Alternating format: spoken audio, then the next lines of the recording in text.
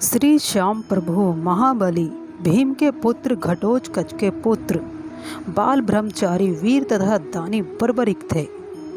इन्होंने शक्ति की आराधना कर 3 बाण प्राप्त किए थे।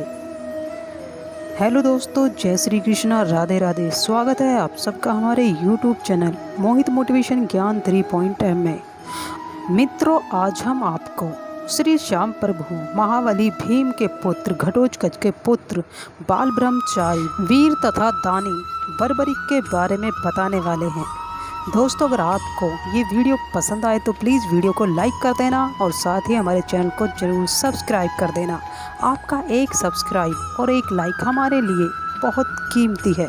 चलिए जानते हैं बाल ब्रह्मचारी वीर तथा दानी बर्बरिक के बारे में।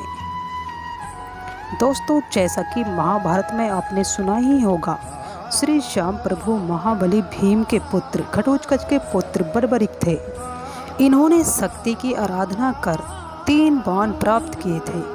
कुरुक्षेत्र में धर्म युद्ध का बिगुल बजा तो यह महाभारत का युद्ध देखने जाने को तैयार हुए। इनकी माता ने इन्हें कहा कि युद्ध में हारे का सहारा बनना तथा जो मांगे उसे दान देना। वह यहीं 3 बाण लेकर अपने नीले घोड़े पर सवार होकर युद्ध देखने जब महाभारत के मैदान में पहुँचे तो श्री कृष्ण ने इन्हें देखकर चिंतित हो गए। वह इनकी शक्ति को जानते थे। श्री कृष्ण ने ब्राह्मण वेश धारण कर इनके पास जाकर पूछा, आप कौन हैं और किस ओर से लड़ेंगे? बर्बरिक ने कहा, मेरी माता का आदेश है कि जो हारेगा उस ओर से मैं लड़ूं। मेरे ये 3 बाण त्रिलोक्य के लिए बहुत हैं।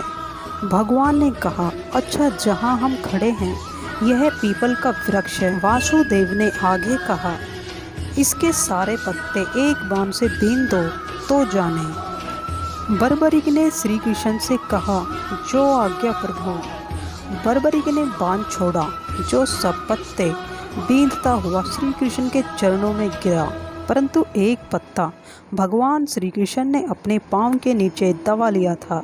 यह देख भगवान ने सोचा कि इसके रहते युद्ध का निर्णय होना मुश्किल है।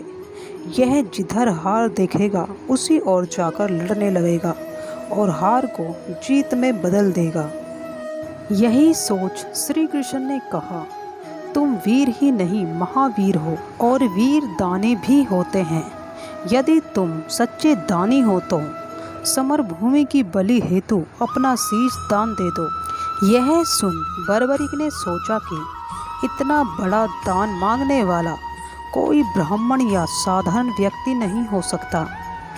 अतः उनसे हाथ जोड़कर कहने लगा कि आप शीश का दान ले लो, लेकिन मुझे अपना परिचय अवश्य दे। यह सुनते ही श्री कृष्ण ने अपना चतुर्भुज रूप उसे दिखाया। बर्बरिक उनके चरणों में गिरकर कहने लगा कि मेरा जन्म सफल हो गया, जो स्वयं श्री हरि याचक बनकर मुझसे दान मांग रहे हैं। लेकिन मेरी एक प्रबल इच्छा है कि मैं यह युद्ध निष्पक्ष रूप से देखूं। श्री कृष्ण के तथास्तु कहने पर वीर बर्बरिक ने अपनी तलवार से अपना शीश काटकर उन्हें समर्पित कर दिया। भगवान ने उस शीश को अमृत से सींचकर सबसे ऊंची जगह विराजमान कर दिया, जिससे शीश का दानी महाभारत युद्ध निष्पक्ष रूप से देख सके। तभी से यह शीश के दानी कहलाए। 18 दिन पश्चात महाभारत का संग्राम और कौरव दल सब समाप्त होने पर जब पांडवों ने विजय पताका फहराई, तब 5 पांडवों को घमंड हो गया।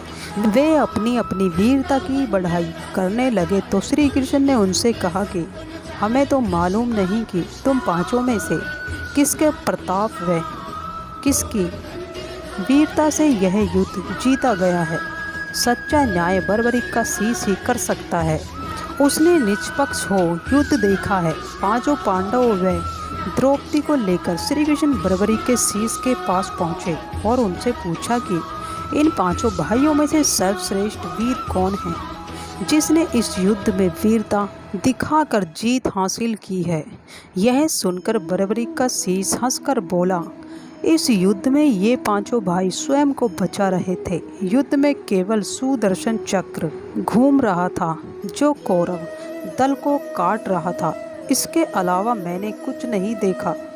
बर्बरीक से श्री कृष्ण ने कहा, तुमने अपना शीश दान देकर धर्म युद्ध को निर्णय तक पहुंचाया। श्री कृष्ण ने कहा, तुम्हें मैं आशीर्वाद देता हूं कि तुम कलयुग में मेरे ही नाम से पूजे जाओगे। सभी भक्तों को तुम्हारे रूप में मैं स्वयं दर्शन दूंगा। खाटू नगर तुम्हारा धाम बनेगा। सच्चे मन से तुम्हारी शरण में आने वाले की मनोकामनाएं तुम अपने प्रताप से पूर्ण करोगे। तभी से ये वीर बर्बरीक शीश के दानी खाटू वाला श्याम, मोर मुकुट वंशी वाला, नीले का सवार, 3 बाणधारी खाटू नरेश भक्तों का रखवाला बनकर अपने भक्तों को दर्शन दे रहा है। राजस्थान के सीकर जिले के खाटू गांव में श्री श्याम प्रभु का मंदिर है। खाटू गांव खे अवांग राजा की राजधानी थी। वहीं मोक्षदायिनी रूपावती बैतरणी नदी भी बहती थी। उसी नदी में वह शीश बहकर आ गया तथा जहां आज श्याम कुंड है वहां तक चल आया। वहां गांव की गौवा चराती हुई पानी पीने आती थी। भगवान श्याम ने वहीं से अपना चमत्कार दिखाना शुरू किया।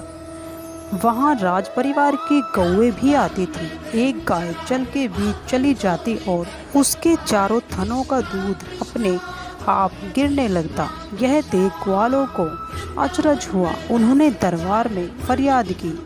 उसी रात राजा को स्वप्न में भगवान श्याम प्रभु ने आदेश दिया कि मेरा शीश तेरी नगरी में आ गया है, अतः तू उसे निकाल कर मेरी पूजा सेवा कर। राजा ने प्रातःकाल अपने मंत्री आदि को साथ लेकर उस जगह से शीश निकाला तथा गांव के चौक में लाकर विराजमान करवा दिया। उसी खाटू गांव में श्याम प्रभु का मंदिर बन गया। आज वह खाटू गांव खाटू धाम के नाम से विख्यात है तथा जहां श्री श्याम प्रभु श्री खाटू श्याम का मंदिर बन गया। आज यह खाटू गांव खाटू धाम के नाम से विख्यात है तथा जहां श्री श्याम प्रभु खाटू श्याम का शीश प्रकट हुआ वहीं आज बहुत सुंदर श्याम कुंड बना हुआ है। प्रत्येक एकादशी, द्वादशी, कार्तिक सुदी एकादशी, द्वादशी तथा फाल्गुन सुदी एकादशी, द्वादशी पर एक विशाल मेला बाबा के धाम पर लगता है। दोस्तों, अगर आपको ये जानकारी पसंद आई हो तो प्लीज़ हमें कमेंट बॉक्स में ज़रूर बताइएगा कि आपको ये जानकारी कैसी लगी। और अगर आप हमारे चैनल पर नए हैं तो प्लीज़ हमारी वीडियो को लाइक कीजिएगा और चैनल को ज़रूर सब्सक्राइब कीजिएगा। दोस्तों, हम इस चैनल पर आपके ज्ञान से जुड़ी हुई ऐसी ही प्रेरणादायक धार्मिक कथाएं और मोटिवेशनल स्टोरी लाते रहते हैं। ये धार्मिक कथाएं, ये मोटिवेशनल कहानियाँ, मोटिवेशनल स्टोरी आपके जीवन को अति उत्तम बना सकती हैं। दोस्तों, अगर आप जानना चाहते हैं कि हम अपनी वीडियो की एडिटिंग किस तरह करते हैं तो मैं आपको बताना चाहती हूँ। मैं अपनी वीडियो की एडिटिंग InShot ऐप से करती हूँ और मैं आपको बताना चाहती हूँ मैं अपनी वीडियो में जो म्यूज़िक यूज़ करती हूँ वो free, no copyright music use करती हूँ। दोस्तों, अगर आपको इस वीडियो से रिलेटेड कोई भी जानकारी चाहिए तो आप बेझिझक हमें कमेंट बॉक्स में कमेंट करके पूछ सकते हैं। चलिए फिर लौटेंगे आपके लिए ऐसी ही धार्मिक कथा लेकर, जिसे सुनकर या जिसे देखकर आपका जीवन बदल सके। जय श्री कृष्णा, राधे राधे।